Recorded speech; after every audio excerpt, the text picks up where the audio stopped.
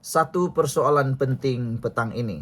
Bolehkah Hadi Awang, Presiden PAS, jadi Perdana Menteri? Ramai orang sebenarnya yang berminat mahu tahu, betulkah Hadi boleh menjadi Perdana Menteri? Jadi saya akan kongsikan kepada anda beberapa kemungkinan, beberapa ulasan yang sangat menarik. Bolehkah Hadi Awang jadi Perdana Menteri? Persoalan ini dijawab dengan mudah. Secara perlembagaan, jawabannya iya. Tetapi jangan berpuas hati sampai di sana. Banyak lagi ulasan, kupasan yang menarik dalam video ini. Secara perlembagaan, iya, betul. Hadi Awang ataupun Tuan Haji Abdul Hadi Awang boleh menjadi Perdana Menteri Malaysia jika beliau mendapat sokongan majoriti ahli parlimen di Dewan Rakyat, seperti yang diperuntukkan dalam perkara 43 dalam kurungan 2 kurungan E Perlembagaan Persekutuan.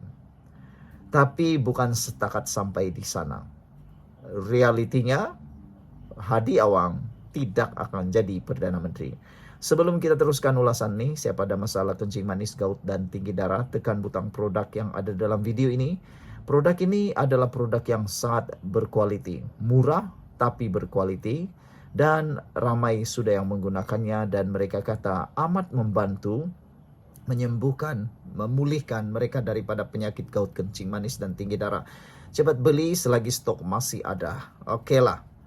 Secara realiti politik semasa, ada beberapa faktor yang menyukarkan atau membuatkan Hadi Awang mustahil jadi Perdana Menteri Malaysia.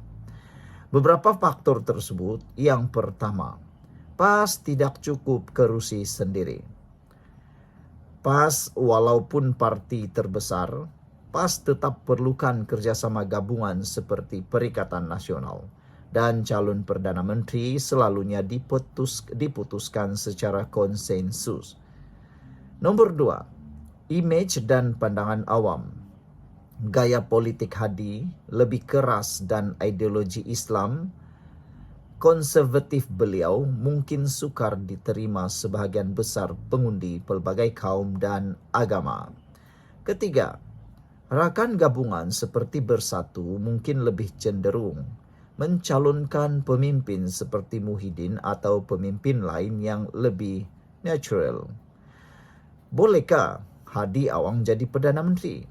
Persoalan ini boleh dijawab dengan perkara nombor 1. Perlembagaan Persekutuan menyatakan bahawa Yang di-Pertuan Agong melantik seorang ahli Dewan Rakyat pada khidmat baginda mendapat kepercayaan majoriti ahli Dewan sebagai Perdana Menteri. Secara prinsip, tiada halangan undang-undang untuk Hadi Awang diangkat jadi Perdana Menteri. Kedua, kekuatan politik PAS dan PN. Pada PRU 15, PAS menang 43 kerusi parlimen, jumlah tertinggi antara parti-parti di Malaysia. Tetapi gabungan Perikatan Nasional PN yang dipimpin oleh Tan Sri Muhyiddin Yassin adalah dominan dan beliau dilihat sebagai figurehead untuk Perikatan Nasional. Dalam rundingan dalaman PN, Hadi Awang tidak diketengahkan sebagai calon Perikatan Nasional Perdana Menteri. Fokus lebih kepada pemimpin natural atau moderate. Ketiga, halangan realiti politik. Sokongan bukan Islam dan bukan Melayu. Gaya politik Hadi yang tegas dengan naratif Islamik sangat kuat, tetapi juga mencetuskan kebimbangan di kalangan pengundi bukan Islam. Hubungan dengan institusi, terdapat kenyataan dan kritikan Hadi terhadap institusi kehakiman, SPRM dan Yang di-Pertuan Agong sebelum ini yang dianggap kontroversial dan boleh memberi kesan. Gabungan politik rakan seperti Bersatu PN mungkin lebih rela calon seperti Muhyiddin atau pemimpin lain yang lebih diterima pelbagai kaum. Keempat, senario mungkin berubah atau berlaku. Jika PN menang PRU 16 secara solo dan PAS adalah dominan, tidak mustahil Hadi dicalonkan Perdana Menteri.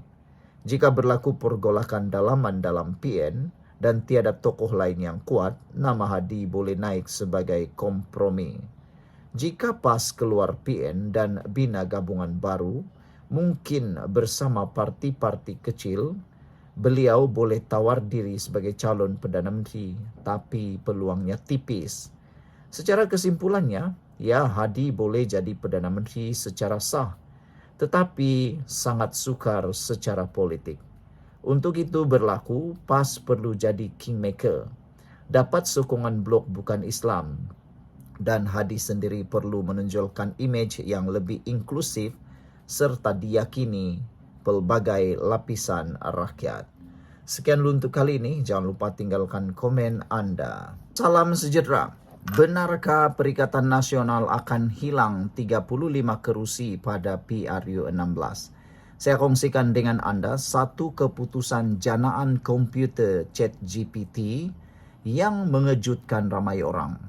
Analisis daripada komputer janaan ChatGPT ini sangat-sangat relevan dan boleh dipercayai. Selain daripada itu, ia memaparkan fakta yang ramai tak pernah tahu. Jadi bagi anda yang berminat mahu tahu apa sebab 35 kerusi Perikatan Nasional ini bakal hilang dan dirampas oleh Kerajaan Perpaduan, ikuti terus ulasan ini kerana ianya akan membuka mata hati anda untuk mengetahui sejauh mana hayat Perikatan Nasional, sejauh mana Perikatan Nasional mampu bertahan dalam PRU16, lebih-lebih lagi dalam kerjasama yang makin kuat dalam Kerajaan Perpaduan pimpinan Barisan Nasional Pakatan Harapan Anwar Ibrahim. Persoalan kita jawab, adakah Perikatan Nasional hilang kerusi 35 pada PRU16? Sebelum kita jawab ulasan ini, jangan lupa siapa ada masalah kencing manis, gout dan tinggi darah, tekan butang produk yang ada dalam video ini. Produk ini sangat berkesan, sangat baik, lulus KKM, halal, dan lebih penting lagi ianya murah. Murah-murah pun berkesan, murah-murah pun mujarab. Itulah produk yang dicari-cari orang. Selain itu, sudah banyak orang yang menggunakannya. Testimoninya pun luar biasa. Mereka kata murah tapi berbaloi. Itulah yang orang cari. Baiklah, berdasarkan analisis semasa, terdapat kemungkinan bahawa Perikatan Nasional PN akan kehilangan sehingga 32 kerusi parlimen dalam pilihan raya umum ke-16. Bukan 35 seperti yang disebutkan. Jadi bermaksud apa yang diramalkan 35 kurang tepat, tetapi janaan GPT menyatakan 32 kerusi parlimen dalam pilihan raya ke-16 milik Perikatan Nasional akan hilang. Ini semua bergantung kepada beberapa faktor, termasuk kerjasama berterusan antara Pakatan Harapan PH dan Barisan Nasional BN serta dinamika politik semasa. Analisis menunjukkan bahawa jika PH dan BN mengekalkan kerjasama mereka sehingga PRU16, PN berpotensi kehilangan sekurang-kurangnya 32 kerusi parlimen yang mereka sedang sandang. Ini berdasarkan perbandingan undi yang diperoleh oleh Perikatan Nasional berbanding gabungan undi sedia ada Pakatan Harapan PH dan Barisan Nasional BN. Kerusi-kerusi yang berisiko tinggi untuk PN termasuk kawasan di Perak seperti Gerik, Parit Buntar, Bukit Gantang, Padang Rengas, Kuala Kangsar, Parit, Pasir Salak dan Lumut. Selain itu, kawasan di Pahang seperti Jerantut, Indrah Mahkota, Kuantan, Maran, Kuala Krau, Temerloh dan Rompin serta kawasan di Selangor seperti Serbak Bernam, Sungai Besar, Hulu Selangor, Tanjung Karang, Kapar dan Kuala Langat juga disebut sebagai berisiko. Walau bagaimanapun, ini hanyalah ramalan berdasarkan situasi politik semasa dan boleh berubah bergantung kepada perkembangan politik akan datang termasuk strategi PN, perubahan dalam kerjasama politik dan sentimen pengundi menjelang PRU16. Saudara-saudara sekalian, dengan adanya ramalan yang begini tepat daripada ChatGPT, diramalkan oleh banyak penganalisis politik bahawa Perikatan Nasional akan berusaha memikat sepikat-pikatnya dengan pemikat yang paling hebat. Mereka mahu memikat UMNO sekali lagi. Hanya memikat UMNO Barisan Nasional jalan keluar kepada Perikatan Nasional untuk mempertahankan 32 kerusi yang berisiko dirampas oleh Kerajaan Perpaduan jika kerjasama ini diteruskan. Dan ramai yang menjangkakan kerjasama antara Anwar Ibrahim dan juga Zahid Hamidi akan kekal lebih lama lagi. Sebelum kita teruskan, jangan lupa tinggalkan komen Anda. Terima kasih kerana menonton dan jangan lupa tinggalkan komen. Kita jumpa lagi. Salam sejahtera, terima kasih kerana bersama dengan saya di Nazilin Unity Channel. Hari ini saya kongsikan kepada Anda satu soalan dan satu jawaban. Soalannya ialah, adakah Muhyiddin akan jadi Perdana Menteri semula? Itu soalan yang mudah untuk menjawab keadaan politik sekarang yang tiba-tiba Muhyiddin kata satu pengakuan yang luar biasa, yang mana Muhyiddin kata itu dulu sekarang lain. Berkaitan dengan saya Melayu dulu, baru Malaysia tak penting lagi. Keinginan Muhyiddin untuk menjadi kerajaan semula sangatlah kuat setakat ini dan sekarang ini. Persoalan paling penting sekali lagi, adakah Muhyiddin akan jadi Perdana Menteri semula? Jawapan kepada persoalan itu ialah, setakat Mei 2025, kemungkinan Tan Sri Muhyiddin Yassin kembali sebagai Perdana Menteri Malaysia dilihat sangat tipis dan mustahil. Ini berdasarkan beberapa faktor utama yang akan saya kongsikan sebentar lagi. Sebelum kita teruskan ulasan ini, siapa yang ada masalah gout, kencing manis dan tinggi darah, jangan lupa tekan butang produk yang ada dalam video ini, kerana produk ini sangat terbukti berkesan dan membantu hidup. Ramai orang sudah menggunakannya, lulus KKM, halal dan paling bagus, ianya murah. Cepat beli selagi stok masih ada. Tekan butang produk dalam video ini. Baiklah, saudara. Faktor-faktor yang menyebabkan Muhyiddin hampir mustahil dan tipis menjadi Perdana Menteri ialah, nombor 1, isu perundangan dan kes Mahkamah Muhyiddin.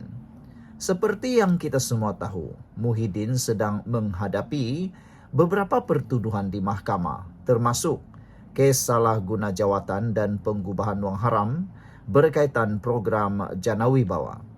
Perbicaraan kes ini dijadualkan bermula pada 17 September tahun 2025. Selain itu, beliau juga berdepan pertuduhan menghasut dengan sebutan semula kes ditetapkan pada 15 Januari 2025. Situasi ini menjejaskan kredibiliti beliau sebagai calon Perdana Menteri. Itu faktor nomor 2. Nomor 1. Faktor nomor 2 yang menyebabkan Muhyiddin tipis menjadi Perdana Menteri lagi ialah kerana dinamika politik semasa. Walaupun Perikatan Nasional PN yang dipimpin oleh Muhyiddin Yassin menyatakan kesediaan untuk menjadi kerajaan alternatif dan dianggap sebagai kerajaan menanti, kerajaan menunggu, tiada petunjuk kukuh bahawa mereka mempunyai sokongan majoriti di Parlimen. Tambahan pula kenyataan Muhyiddin bahawa sebarang perubahan kerajaan perlu melalui proses demokrasi menamatkan spekulasi mengenai usaha tebuk atap atau rampasan kuasa. Perbuatan tebuk atap akan menyebabkan negara akan huru-hara. Rampasan kuasa akan menyebabkan orang bukan menjadi suka dengan Perikatan Nasional, suka dengan Muhyiddin. Akan lebih ramai orang membenci Perikatan Nasional kalau usaha tebuk atap dan rampasan kuasa diadakan lagi. Faktor ketiga, kritikan dan persepsi awam. Beberapa pemimpin politik mengkritik hasrat Muhyiddin untuk kembali sebagai Perdana Menteri. Antara Ahli Majlis Kerja Tertinggi UMNO, MKT UMNO, Datuk Puat Zarkasi, menasihati Muhyiddin agar menyelesaikan dahulu kes-kes mahkamahnya sebelum bercita-cita menjadi Perdana Menteri semula. Selain itu, kenyataan Muhyiddin yang berubah daripada Melayu dahulu kepada Malaysia dahulu menimbulkan persoalan mengenai konsistensi prinsip beliau. Ada yang mengatakan bahawa ada yang malu dengan prinsip Muhyiddin. Ada yang kata memalukan kerana prinsip Muhyiddin yang tidak konsisten. Ini semua gara-gara mahukan jawatan dan mahukan kuasa kata mereka, termasuklah Akmal Saleh. Hubungan nombor 4 yang menyebabkan tipisnya harapan Muhyiddin menjadi Perdana Menteri ialah kerana hubungan dengan institusi diraja. Tindakan Muhyiddin yang mempersoalkan keputusan yang di Pertuan Agong dalam peristiwa penubuhan kerajaan pada November tahun 2022 dianggap tidak wajar oleh sesetengah pihak. Ini boleh menjejaskan hubungan beliau dengan institusi diraja yang memainkan peranan penting dalam pelantikan Perdana Menteri. Jadi, secara kesimpulannya, walaupun Muhyiddin masih aktif dalam politik dan menerajui PN, pelbagai faktor seperti isu perundangan, kekurangan sokongan majoriti, kritikan politik dan hubungan dengan institusi diraja menjadikan beliau untuk kembali sebagai Perdana Menteri dalam masa terdekat agak tipis. Namun dalam politik Malaysia yang dinamik, perubahan boleh berlaku dan situasi ini akan perlu terus diperhatikan. Sekian untuk kali ini. Jangan lupa tinggalkan komen anda, tekan butang subscribe. Bye-bye.